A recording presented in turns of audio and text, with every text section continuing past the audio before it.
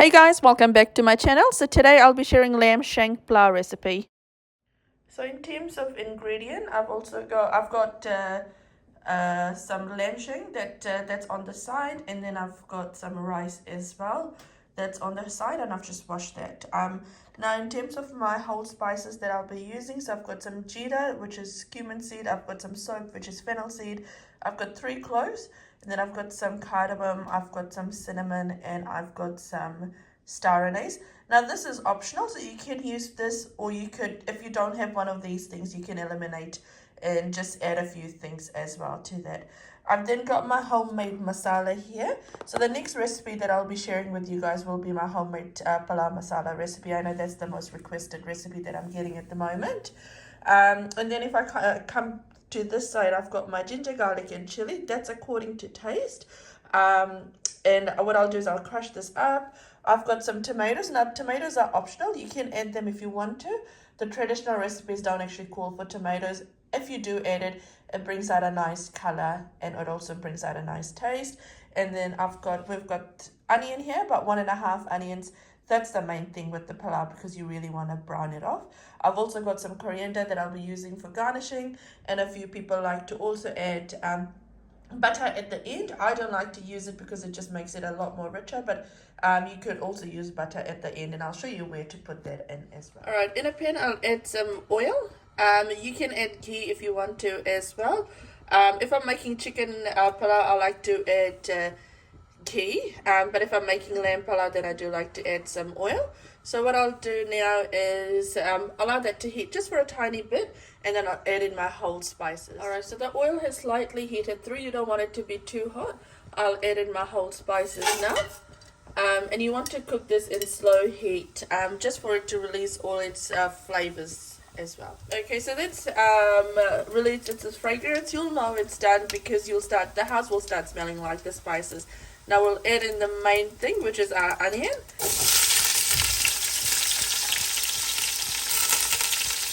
We'll give it a stir.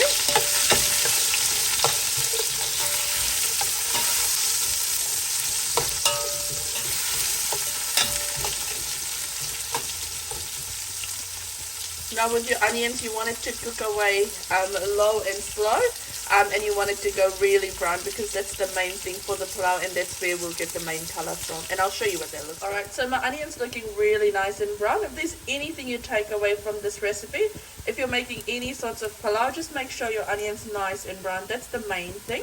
Now to this, if you're adding tomatoes, we'll add tomatoes now. If you're not, then you'd want to add in your curry leaf and your ginger garlic paste. Cool, so I'll add in my onions now. Just be careful when adding it. Sorry, not my onions, my tomatoes. And then I'll add in my curry leaves as well now. Alright, now that your tomatoes has cooked off, you'll want to add in your ginger, garlic, and chili paste and cook that off for a bit. Now that's cooked off, I'll add in my lamb shank now.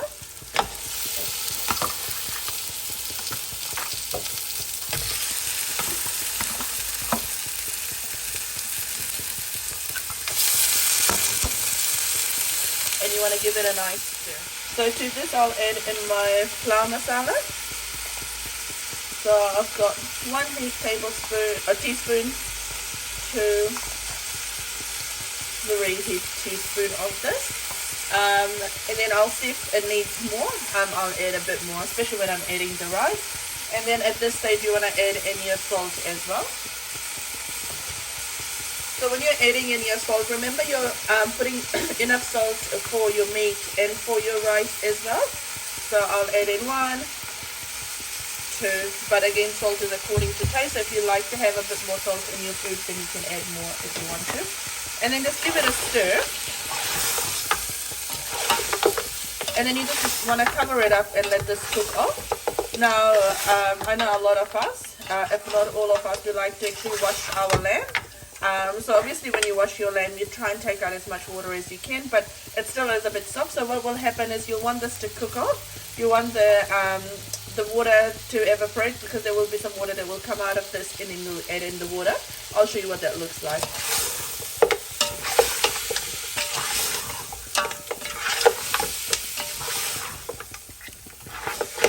it a nice stir. It's already starting to smell really good. Homemade masalas are really good because you're making it fresh and you're cooking it all fresh, so it smells really good. Store-bought works really well as well with this recipe. So I'll cover this up and then just let that cook off. Alright, I'm just going to check to see how the meat is doing. You do want to make sure that you keep stirring it every now and then. So that's cooking away really nicely. The water has evaporated, but what I want to do is I want to bhujo this. I want to bhujo this a bit more, just so that there's a bit of that color and a bit of brownness to the meat, or else it'll just taste like boiled meat. So I'll just keep on bhujoing this until I think this needs enough water. Alright, I'll go check on this again now. And this has been frying off for a while now. So I'll give it a stir.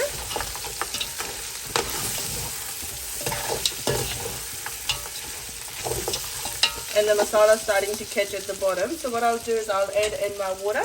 Always remember to use hot boiling water when you're cooking. Try and use that because that's definitely going to help you with your cooking process.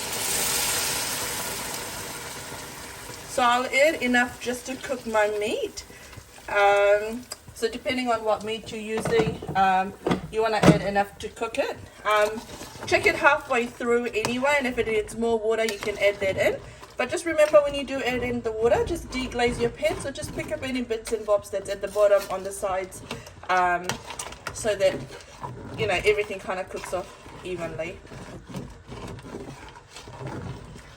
So because this is lamb shank, I like to cook it off about 3/4 way. I want to cook it off 3/4 way, and then the other will be cooked off when I add the rice. So give it a stir. I'll cover this up now and then just let it do its thing. So this has been cooking off for half an hour. I've been coming in just checking it. It needed a bit more time to cook, so I've added some more water. Just occasionally come, give it a stir, check your meat. If it needs more time to cook, then add water accordingly. But what you want to do is you want to make sure that once this water has all cooked off, that's when we'll be adding our rice. So just add enough water to cook off your meat up to 3/4 way, and then we'll fry the rice first and then we'll add more water. Alright, I've just gone ahead and checked on my lamb, and it's 3/4 way cooked. The water has evaporated. So what I'll do now is I'll add in my washed rice. So I just have this sitting on the side. Alright, so what I'll do is I'll just fry this off in the spices. So normally with palau, you would need 2 pots to make it. So one pot would make the meat, and then the next pot would fry off the rice. I like to just do it all in one pot, so it saves us from washing a lot of dishes as well. So what we'll do is, this is quite crucial, you want to fry off your rice as much as you can in these spices. Once it's fried off to the maximum you can, then you'll add in your hot boiling water and cook off your rice the way you would normally. So I'll just give it a stir and just sort of fry this off. I'll come back to you guys once this is fried off too. Once this has fried off. So I've been frying this off for about 5 minutes now. So to this I'll add in my water that the ginger, garlic and chili paste that I did in. So I'll just add that water and just give it a stir. Oops. Just make sure you pick everything up from the bottom. And then I've just got my hot boiling water here, and so I'll just add enough to cook my rice.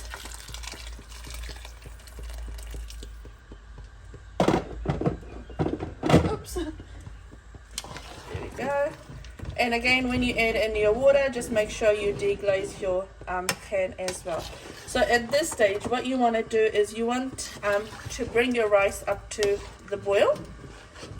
Once it's come up for boil, and then you want to simmer it and put on the lid, and then just make sure it keeps on cooking. Cook your rice the way you would normally like to cook your rice. There we go. So just make sure you deglaze the pan from the bottom, picking up all bits and bobs, and through from the side as well. So this is starting to come up to a boil now. So what I'll do is I'll put it, so I had that on high heat, and I'll put that in sort of medium heat now, and I'll just wait for the rice to cook off. And we'll just cover that up as well and just let that cook. Alright, I'm just going to go ahead and just check to see what's happening with my palau. With my rice. So I'll just go ahead, give it a quick stir, and just pick up anything from the bottom. So I'm using parboiled rice, so it does take a while for this to cook. However, like I said before, just make sure you're cooking this according to your rice. So if your rice cooks off really quickly, then you could just add a little bit of water. If your rice is like mine, it takes a while for it to cook, then you can keep on adding water to it. Okay, so I'm going to go and check just to see how it's cooking.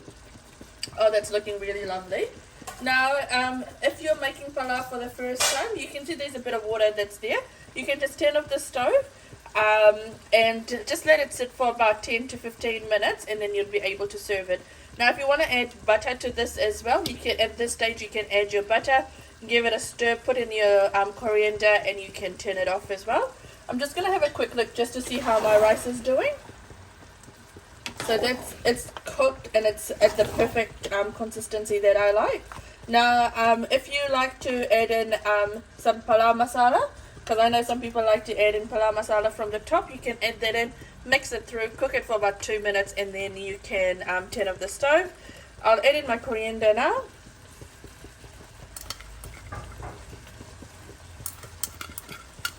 Perfect. Okay, and then I'll just give it a quick stir.